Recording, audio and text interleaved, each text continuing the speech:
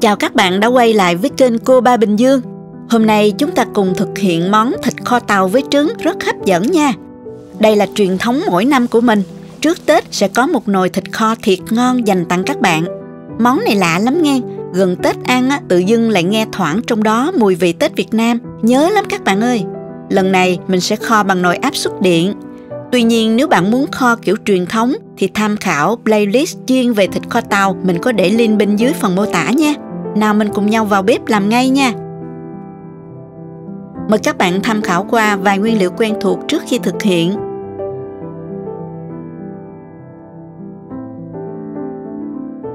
Đầu tiên mình sẽ sơ chế các gia vị thơm nha. Hành tím này thì mình cắt nhỏ ra. Tiếp theo đến phần tỏi, cắt nhỏ ra.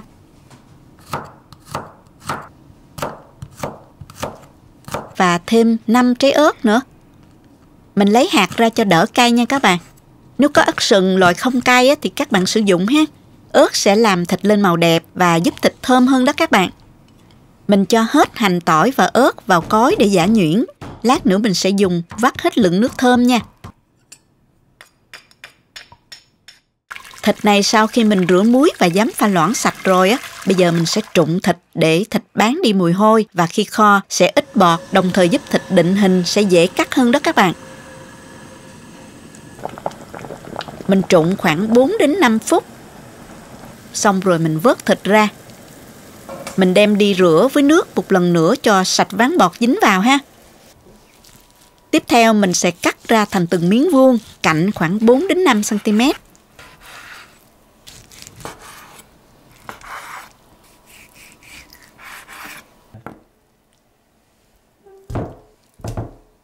Những miếng nào rời ra như vậy nè thì mình dùng chỉ cô tông cột lại cho miếng thịt được đẹp ha. Mình cho qua tô ướp luôn nè. Ướp vào đây 1 muỗng cà phê muối, 2 muỗng cà phê hạt nêm, 1 muỗng canh nước mắm, 1 muỗng canh đường, nửa muỗng cà phê tiêu, 1 muỗng canh nước màu đường. Cách thắng nước màu đẹp và để được rất lâu không bị hư, mình có để link dưới phần mô tả của video. Các bạn vào tham khảo nha. Hành tỏi các bạn cho vào túi vải. Vắt lấy nước và cho vô thịt luôn. Mình bao tay lại trộn cho thịt nó thấm đều gia vị ha.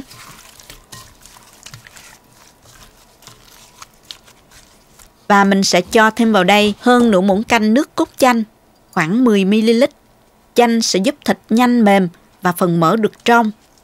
Đừng cho quá nhiều ha. Các bạn cũng có thể phơi thịt ngoài nắng, cũng giúp phần mỡ trong hơn nha. Trộn đều lên một lần nữa ha. Bọc ráp lại và cho vào tủ lạnh ít nhất là 1 tiếng. Nếu không gấp các bạn ướp 3-4 tiếng cho thịt thấm ngon nha. Nhớ thỉnh thoảng trở thịt để thịt được thấm đều nha. Bây giờ thì mình đi luộc trứng. Cho trứng vào nồi nè.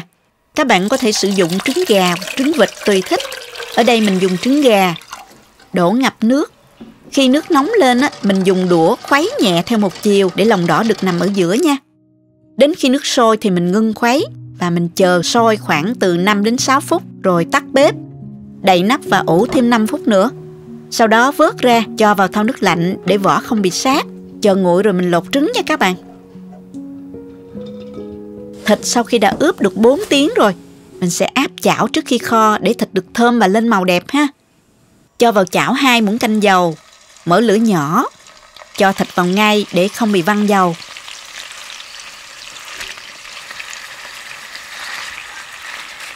Áp chảo mình trở đều 4 mặt nha.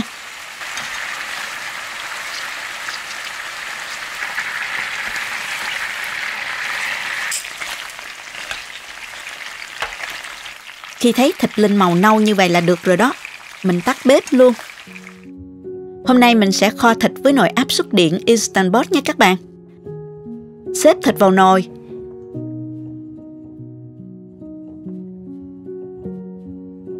Cho vào 500 ml nước dừa và 500 ml nước lạnh. 80 ml nước mắm, tương đương khoảng 5 muỗng canh 1 muỗng canh đường, Xong rồi mình cho 60g hành tím nè, 30g tỏi và vài trái ớt tươi, kho chung cho thơm ha. Lưu ý là nước phải vừa ngập thịt, không cho nhiều nha các bạn. Vì nấu với nồi áp suất điện á, nước không bị bốc hơi như là kho bình thường. Đậy nắp nồi, khóa van về sealing, bấm chế độ mix stew, chọn chế độ lửa normal, chế độ áp suất pressure level cao. Thời gian nấu là 10 phút, nồi sẽ tự động nấu. Trong lúc chờ, mình sẽ sơ chế trứng ha. Muốn cho trứng có màu đẹp á, mình cho hết lượng nước ướp thịt còn lại vào chảo. Mở lửa nhỏ cho nước sôi nhẹ và cho trứng vào. Rim và lắc nhẹ như vậy nè. Nước nó sắc lại và trứng áo đều lớp nước ướp. Rồi mình tắt bếp ha. Sau 10 phút nồi đã nấu xong rồi. Mình để thêm 10 đến 15 phút nữa cho nồi nó hạ bớt áp suất á. Rồi mình gạt van về venting để xả hết hơi. Bây giờ mình mở nắp ra nha. Wow, thơm quá các bạn ơi. Lượng hành tỏi đã ra hết nước thơm rồi á. Mình vớt bỏ đi, không thôi nó sẽ bị nhũng lạp đục nước kho, mất ngon nha các bạn. Bây giờ mình sẽ nếm thử. Mình thấy vừa rồi đó. Tuy nhiên các bạn có thể điều chỉnh độ mặn ngọt theo khẩu vị gia đình nha. Mình cho trứng vào luôn nè.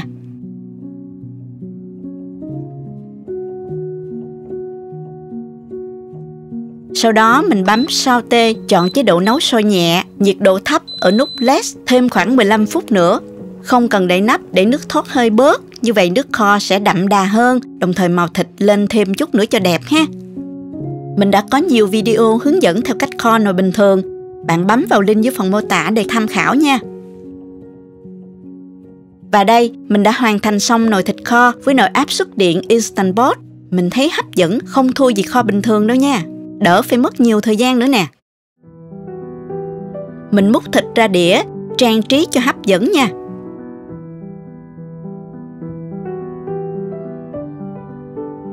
Trứng thì mình cắt đôi ra, trang trí thêm vài cái bông hành và ớt cho đẹp ha. Mình cắt thịt và vẽ ra cho các bạn xem nè. Thịt rất thấm vị, mềm nhưng vẫn còn nguyên khối, không bị rã. Mình thử nha các bạn.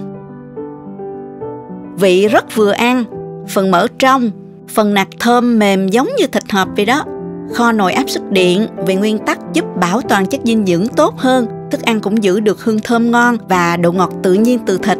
Hơn nữa thời gian kho rất nhanh, lại tiết kiệm nhiên liệu nữa. Nên nếu có ai có nồi này á, thì tận dụng ngay nha các bạn. Nếu kho với số lượng nhiều, các bạn bảo quản bằng cách sau khi kho xong, chờ thịt nguội, bạn bấm saute, không để nắp và hâm sôi lại một lần nữa. Sau đó chờ nguội, cho vào những hộp đựng nhỏ, đủ dùng, giữ tủ lạnh. Khi ăn hâm như bình thường hoặc quay trong lò vi sóng khoảng 2 đến 3 phút là ngon như mới luôn. Cách bảo quản này, thịt vẫn giữ được màu đẹp và không bị quá đen khi hâm nhiều lần. Thịt không quá nhũng và nước kho cũng không bị rặt, gây quá mặn. Bảo quản đúng cách có thể giữ được từ 5 đến 6 ngày là ngon và an toàn nhất nha các bạn. Nếu bảo quản ăn dần không nên cho trứng vào nha, vì trứng để lâu quá sẽ không tốt cho sức khỏe đâu. Chúc các bạn kho thịt thật ngon và đón Tết vui vẻ cùng gia đình. Nếu thích, nhớ like và chia sẻ cho bạn bè cùng làm. Nhớ đăng ký kênh để xem nhiều video mới nhất. Bạn cũng có thể truy cập website cobabinhdương.com để xem dưới dạng bài viết. Cảm ơn các bạn đã xem hết video. Chào tạm biệt và hẹn gặp lại các bạn ở video sau nha.